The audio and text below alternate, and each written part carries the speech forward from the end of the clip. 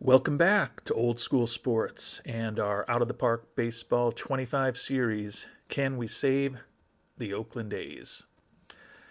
And we have guided the A's into the playoffs for the seventh time in the past 9 seasons. And we have set the A's up so we are in the postseason to have an opportunity to defend our World Series championship from last year. But quite honestly, it has still been a disappointing season. We've been battling to get ahead of the Texas Rangers in the standings for the past 5 years. We finally beat the Rangers in the standings this season, and unfortunately, the Astros have leapfrogged both of the teams to win 100 games and have the best record not just in the American League West, but in all of baseball. We are going to be hosting a wild card series, which we are once again in. We've been in a wild card series all but 1 year of those 7 times that we've now made the playoffs in the past 9 seasons. And we are going to be hosting that mighty Texas Rangers team. As I mentioned, we won the World Championship last year. The Rangers have won 2 of the last 4 World Series titles, so 2 pretty powerful squads are going to be meeting in this wild card series that begins today. And in these 3-game wild card series, every game is incredibly important. The best pitcher in baseball, Steve Jeannis, is potentially waiting for us in game number 3. So it's going to be very important for us to win the first 2, if at all possible, because Jeannis led the league in wins, innings pitched, strikeouts, BABIP, WHIP, quality start percentage, and WAR this season, and looks poised to win his 4th consecutive Cy Young Award in about a month. So we have a little ace up our hole with our rookie superstar in Game 3 if necessary, but would love to avoid facing Jeannis and have the brilliant young pitcher, Mr. Saldana, available to start a division series game rather than potentially playing in a must-win game number 3 against Jeannis. Outside of our series against the Rangers, the Royals and the Yankees will be renewing their playoff acquaintances in another wild card series. The Mets already have a 1-0 lead on the Cardinals, and the Giants have a 1-0 lead on the Reds over in the National League. And as brilliant a season as the rookie Jesus Saldana had for us this year, we are going with a fully rested Jackson Ferris. The left-hander is our longtime ace in game number 1. Ferris 13-8 this year with a 3.52 ERA. We have talked about through the course of this season how he's heading into his final year next year at $24 million. He does have 10-5 rights now, currently not willing to waive his no-trade clause, but potentially considering moving on from Ferris this upcoming offseason to open up some money is an alternative we will investigate if he ever is willing to waive the no-trade clause. He'll be going against Rob Kelly. The 29-year-old righty was 10-9 combined between the Mets and Texas this year. The Rangers picked him up as a rental right before the end of the trade deadline. Actually, he's more than a rental. He signed for another 2 seasons after this. So the right-hander 6-2 with a 2.66 ERA with Texas. So he was much more effective with the Rangers than he had been in recent years with the Mets. We'll see if we can get this series off to a good start.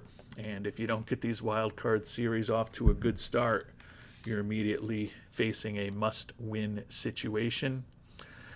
We were 10-9 against Texas this year. They are better balanced than us, 3rd in runs scored, 5th in runs against. We fell all the way to 9th in runs scored this year. But with 617 runs allowed, our pitching staff was the best in the American League. Game number 1, and the Rangers have us against a wall already.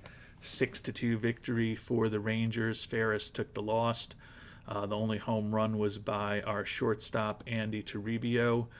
but they jumped on us early with runs in the second, third, and fourth innings, took a 6-0 lead. We chipped back with runs in the fifth, in the ninth, but far too little, far too late for us. Ferris, in what could be his final start with us, again, I'm not convinced he's going to waive the no-trade clause, and I'm also still hopeful that we will be able to bounce back and win the next 2 games to keep our postseason hopes going. But allowed 9 hits, 2 walks, and 6 earned runs over 3 2/3 innings. After that, the pitching was brilliant by the bullpen. Curtis, Blanco, and Huntley combined for 5 1/3 innings of hitless ball, allowing just 1 walk. But again, too little, too late for our Oakland A's, and we've now got to come back and win 2 in a row to keep the hopes of a repeat alive and to keep the hopes of moving on to the American League Division Series alive. On the mound for us, Chase Dora, picked him up in the trade of Brady Harris about a year and a half ago. 13-9 with a 2.99 ERA and a 2.9 WAR, his first full season with us in Oakland. He is expected to be a big part of our pitching staff going forward. Going up against Ben Kurdna, 34-year-old pitcher for the Rangers, 12-6 this year with a 4.79 ERA. The right-hander does not have exceptional stuff at this point in his career. I think the pitching matchup favors us today, and we're going to need it to favor us if we are going to survive for a deciding Game 3 tomorrow. And unfortunately not to be the case, a year after winning the World Series in 2036, our Oakland Athletics are routed in the playoffs, outscored 8-2 in 2 games, losing 2-0 today. Solo home runs from Wilson Cuestas and Juan Molina accounted for all of the scoring. Dora presumably pitched pretty well, but when you don't score any runs, it's hard to win. Kurdna gets the series MVP award. Just 2 hits today for the Oakland A's, Brailovsky and Toribio, so not a lot of offense for us. Kurdna allowed those 2 hits over 5 2/3 innings. The final 3 1/3 innings was perfect relief, no hits, no walks, no runs by the Texas bullpen. Dora, 4 hits, 2 walks, 6 strikeouts, 2 earned runs over 5 2/3. Huntley and Weiss combined for 3 1/3 innings of scoreless relief for us. But the dream of a repeat is over, and we're going to finish 2037 with our earliest exit from the playoffs in some time. Certainly a disappointing result for a team that we thought could be in competition for the best record in baseball, and honestly was in competition for the best record in baseball until about the last month and a half of the season. But definitely a disappointing performance. Saldana had pitched more recently than either Dora or Ferris, but by this game he was certainly someone we could have on the mound. So maybe you regret not giving the rookie his first opportunity. But I honestly didn't think with the pitching matchups in the first 2 days that we would lose 2 in a row. And honestly, I felt that Mr. Saldana, who by leading the AL with a 1.95 ERA as a rookie, kept Mr. Genus from winning the pitching Triple Crown in the AL this year, felt that he would give us the best chance in a potential deciding Game 3. But obviously, if you don't get to a deciding Game 3, that doesn't really matter. And only one of the 4 wildcard series wasn't a sweep. Obviously, we lost to the Rangers, who will be taking on their in-state and division rival Astros, the best team in baseball. Yankees swept out the Royals. They'll be facing the White Sox. The Mets swept the Cardinals. They'll be facing the NL best Padres. And the Reds took out the Giants in 3 games, and they will be facing the NL East winning Atlanta Braves.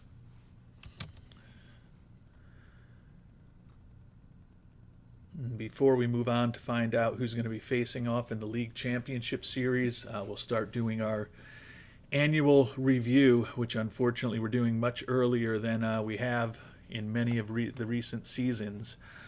93-69 record, second in the division, first wild card spot. We were 5 games below Pythagorean expectations, which were for us to be 98-64.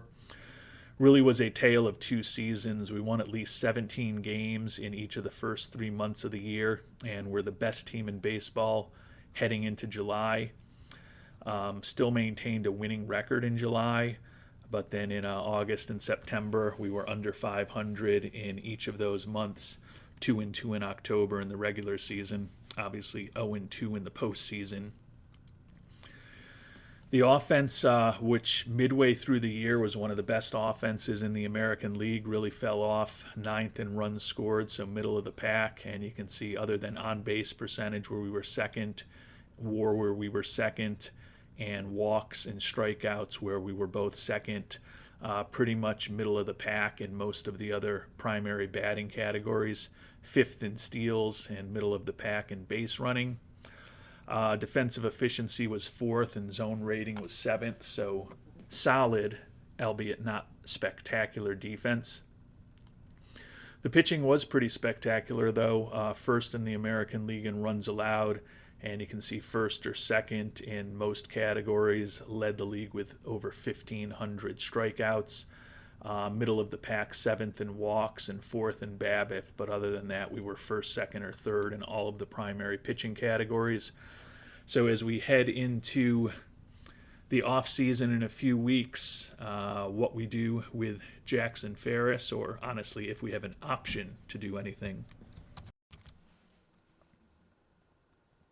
Outside of figuring out if there's any options for us to move on from Ferris, clearly working on improving our offense while hopefully maintaining as much of our excellent pitching staff as we can will probably be what we're thinking about in a few weeks when the off-season does finally get underway. And before we move on to the division series, we'll take a look at the strength of our team, which certainly has been our pitching staff over most of this playthrough. We had the 3 13-game winners this year. They were the 3 pitchers that we wanted to use in the playoffs.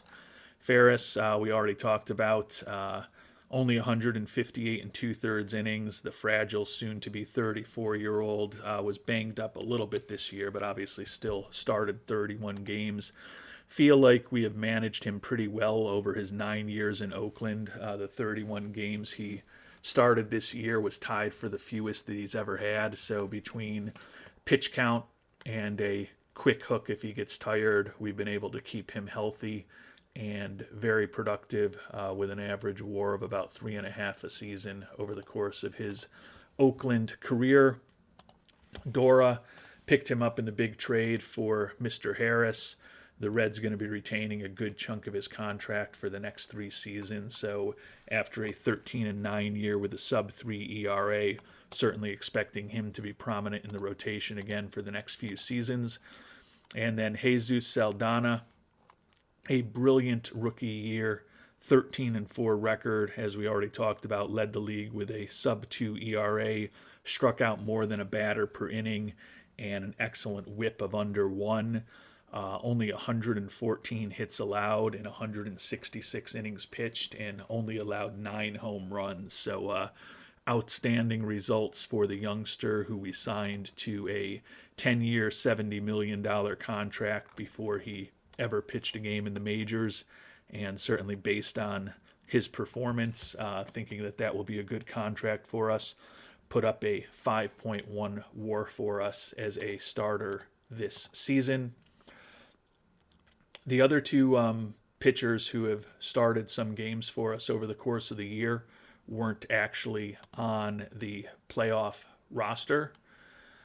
Jason DeCaro, who spent part of the year as our fifth starter and part of the year in the bullpen, 6-10 record with an ERA of close to 7. He was below replacement level. DeCaro, team option for $6.5 million next year at the age of 32. As solid a pitcher he's been for us, 72-67 record with a mid-4 ERA and a 12.5 WAR, coming off of the worst season of his career. We love having that captain personality in the clubhouse, but at $6.5 million for next season, probably DeCaro has probably pitched his last game in Oakland.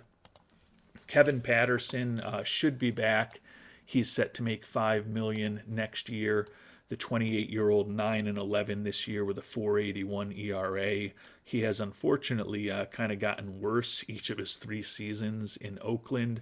Less than a win above replacement this year. Still think he's a pretty solid back of the rotation type of pitcher.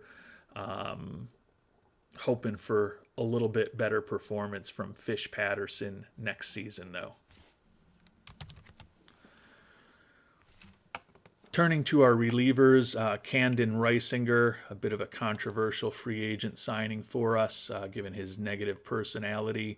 Ended up with a 5-7 record and 29 saves, a 3.88 ERA as our closer, but only half a win above replacement. He pitched better, actually, when the team was falling apart. August, he had a 2.35 ERA, and September, he had an ERA of under 1. Picked up 11 of his 29 saves those last 16 outings in August and September. I guess he also did have one outing that didn't go well in October. But although he played better when the team was falling apart, didn't mean all that much because ultimately we weren't able to avoid those dangerous first-round playoff series. Doug Weiss is a guy who will likely be moving into the rotation next year, particularly if we do move on from Mr. Ferris. The 4th-round pick from 2033 is probably going to be a very strong contender for the Mariano Rivera Award this year. Named an All-Star for the first time, 5-3 record with 16 saves, 18 holds, and a 3-1 shutdown to meltdown ratio. 2.15 ERA for him over 129 and 2/3 innings, and his 4.7 WAR was second best on the team among pitchers, behind only the other youngster, Mr. Saldana. Kamani O'Banner, league best 23 holds, ERA of 4.16 with 99 strikeouts and 93 innings for the versatile reliever who can also start for us in a pinch.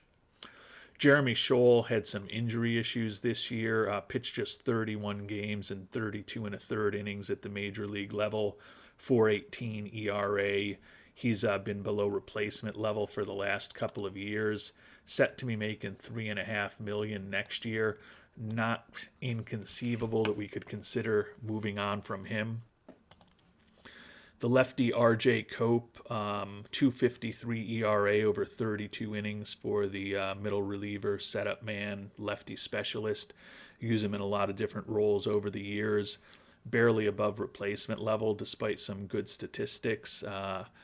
Hasn't gotten a lot of action on the mound for the last few years. Our starting pitching has generally been really good, and we've got a lot of solid arms in the pen as well, with Weiss in that high-volume stopper role where he did a great job. The opportunity for some of the setup men was less volume this year than they've had in previous years. Cope is also a two-way player, 0 for 6 this year with 4 strikeouts in his very limited action as a two-way player.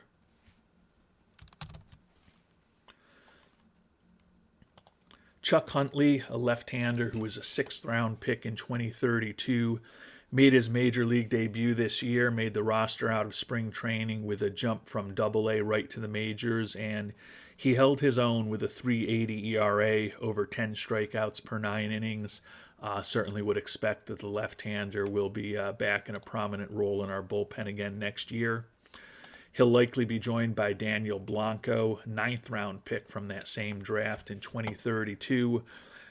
Called him up late in the year, and he did not allow a run over 13 innings pitched. Solid year for him as the closer in AAA Las Vegas for us. Certainly perhaps could be competing with the likes of Huntley to become our closer next year if we move on from Reisinger. And who knows, there could be a stopper role for one of those guys as well.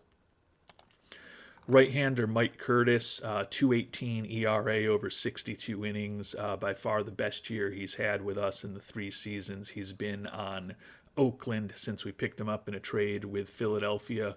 1.4 WAR this season after being slightly below replacement level his first 2 years in Oakland. The fan favorite, set to make $4 million next year, so if he pitches like he did this year, happy to have him back. But if he pitches like he did the first 2 years we had him, $4 million is a lot for a pretty mediocre right-handed reliever. Hopefully he'll be more than that. The left-hander Bobby Garland once again started the year in the bullpen, ended the year as our number 5 starter. That's been the pattern for him the last couple years. 8-5 record with a 3.90 ERA. A bit above replacement level in terms of his WAR. Walks are always going to be an issue with him. Did issue 67 of them in 129 1/3 innings for us this year, but is a guy who is only going to be making about $1.5 million next year and could be competing for a 5th spot in the rotation again, depending on what we end up doing with the likes of Ferris and DeCaro and Weiss. And at the very least, certainly will have a prominent role in the bullpen if he doesn't end up supporting us in the back end of the rotation next year. So certainly could be some turnover among the pitching staff, but feel that even if we do trade away or decline options on or move on from 2 or 3, maybe even 4 guys, we still should have the core of a pretty good pitching staff in place for 2038. And only one upset in the divisional series, and of course it involved the Texas Rangers, who always seem to be winning. They've got the highest payroll in baseball, and after taking out the second place team in the AL West, they subsequently took out the first place team in the AL West, best team in baseball, the Astros. Took 3 out of 4 to move on to the LCS, where they will be facing the White Sox, who swept the Yankees out of the playoffs. Padres swept the Mets out of the playoffs, so a rough division series for both New York teams. And the Atlanta Braves took out the Reds in 5. So the 2 best teams in the National League will be facing off with each other. The White Sox have a better record as the AL Central champions than the Texas Rangers do, but as we've talked about, the Rangers are now 5-1 in this year's playoffs. They've won 2 of the last 4 World Series, and they've got the biggest payroll in baseball, so they're certainly going to be a tough matchup for the White Sox.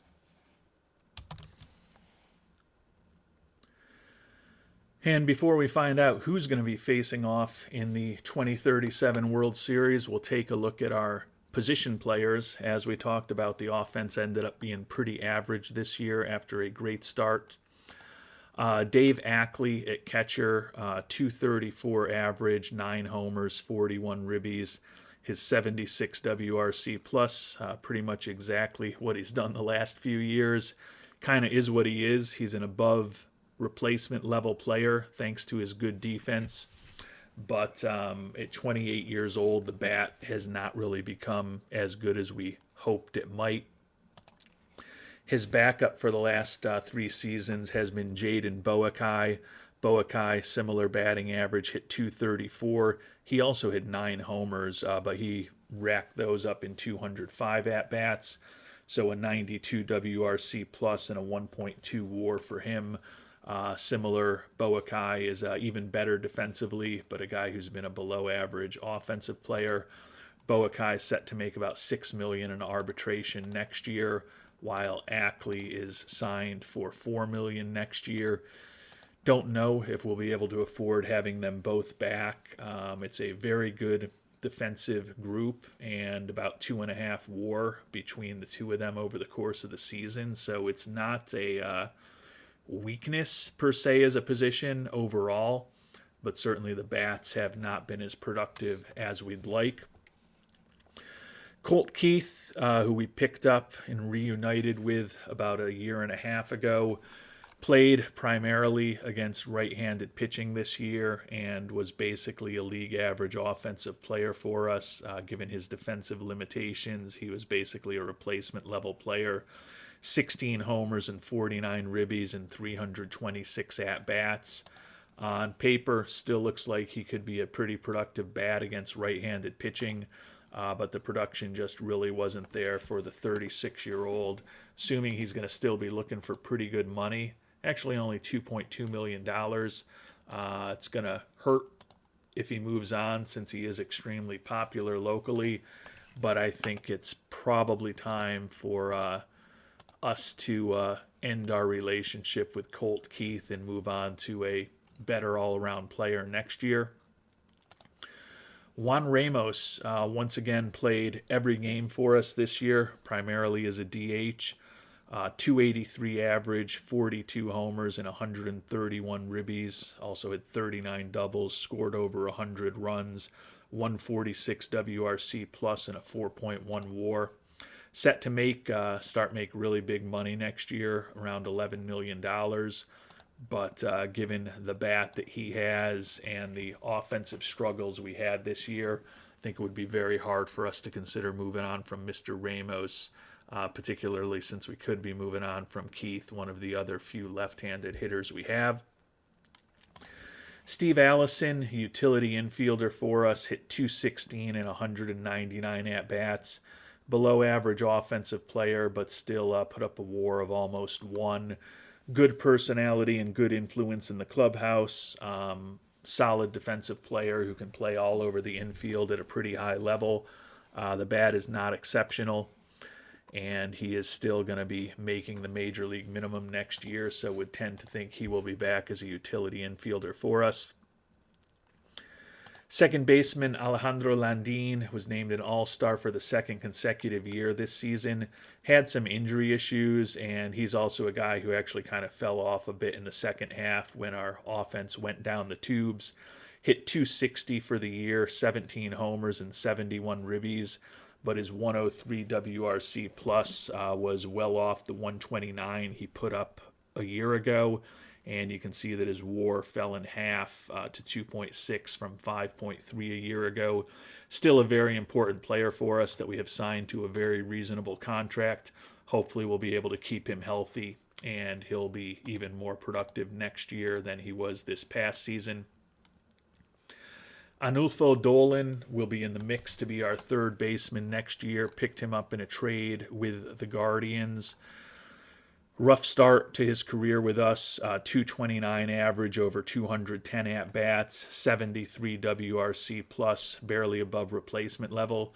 We think he's got the ability to get a little better in a lot of areas. Certainly we'll have him in the development lab this year, this offseason, to try to hopefully get him to be more productive offensively. He'll be competing for the third base spot next year with Rodney Mesidor.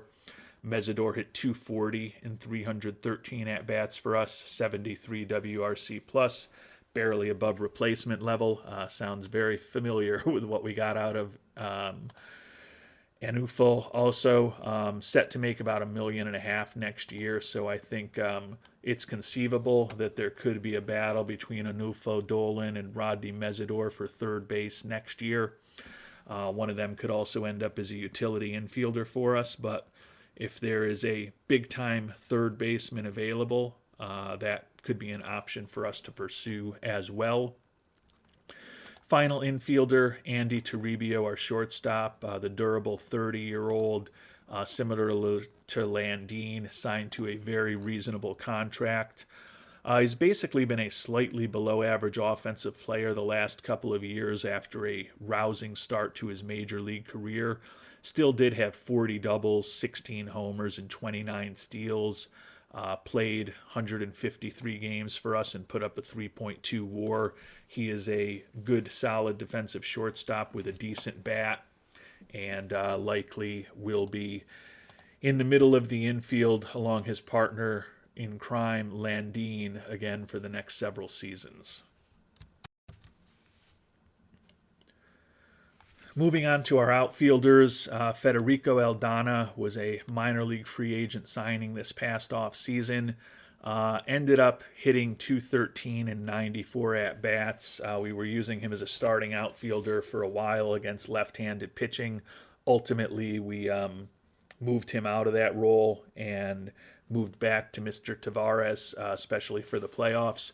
Think that Aldana, who's going to be making the major league minimum next year, certainly could be in the mix to be a fourth or fifth outfielder for us next year, but not a guaranteed role for him given the pretty sickly 54 WRC plus he ultimately put up in the majors for us. Andy Brailovsky followed a similar pattern this season to the second baseman Alejandro Landin. He was named an all-star for the second time in his career, the first time with us this year. The overall numbers, 282, 43 doubles, 16 homers, 116 WRC plus, are pretty solid. 2.3 WAR is certainly respectable. He's not a great defensive outfielder, and he could move back potentially to first base next year, assuming we move on from Colt Keith. Set to be making a lot of money next year at over $13 million in what will likely be his last season with us. But back to his similarities with Alejandro Landin, although he made the all-star team, he's a guy who really fell off in the second half of the year. Hit 347 in April, 283 in May, and 380 in June. At one point, he was competing for a potential triple crown with 7 home runs in both April and May and that big batting average. But it all fell apart for Mr. Brailovsky in the second half of the year. Only 1 home run and 24 ribbies in July, August, September, and October combined. And you can see his best month in the final 4 months of the season was a 243 batting average in September. Profile and his ratings still look pretty good, and we've got an updated scouting report on him from the end of the year.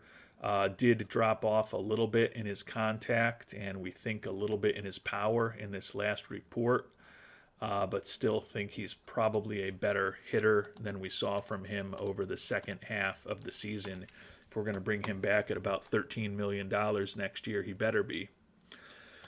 Luis Taveras, the 29-year-old, set to make about $6.5 million next year in arbitration.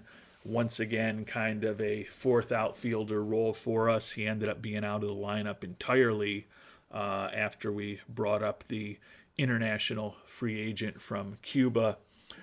But Taveras, as he always does, was once again pretty productive, a 124 WRC plus in those 243 at-bats that he had.